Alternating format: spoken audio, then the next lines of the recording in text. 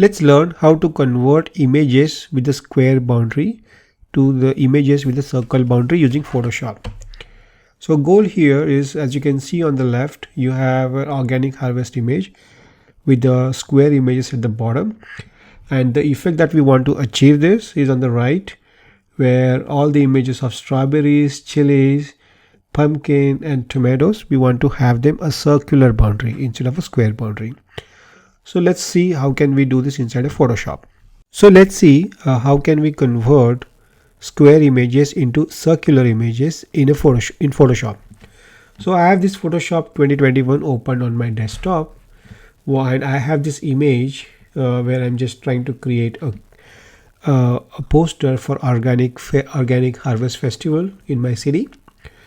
So as you can see, I have this nice greens on the top with a nice logo of organic harvest, and I have these images of strawberries, chilies, pumpkin and tomatoes.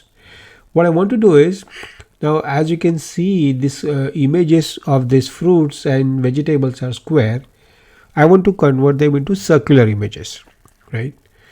So in order to do that, what I'm going to do is I'm going to select this frame tool on the top left corner, okay, and inside frame tool you can either select a rectangular boundary or a circular boundary. So I'm going to select a circular, which is ellipse boundary here, okay.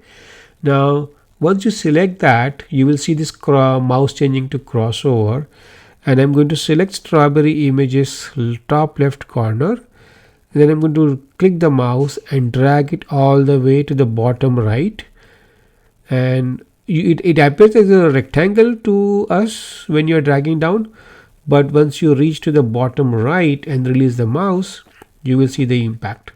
So as you can see, the strawberry has changed to circular boundary, rectangular boundary has changed to square, boundary has changed to circular boundary, right? So how can we do it for other let's do this for other images also. So I'm just going to repeat. I'm just going to select this chilies layer, drag the mouse all the way, okay. Same thing I can do for pumpkin layer,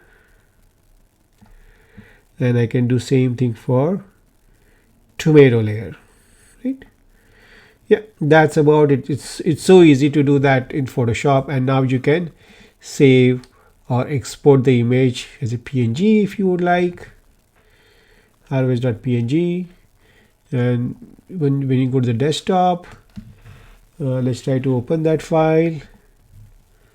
Here is the PNG file, and that you can share on your social channels, or you can create a nice campaign using this technique.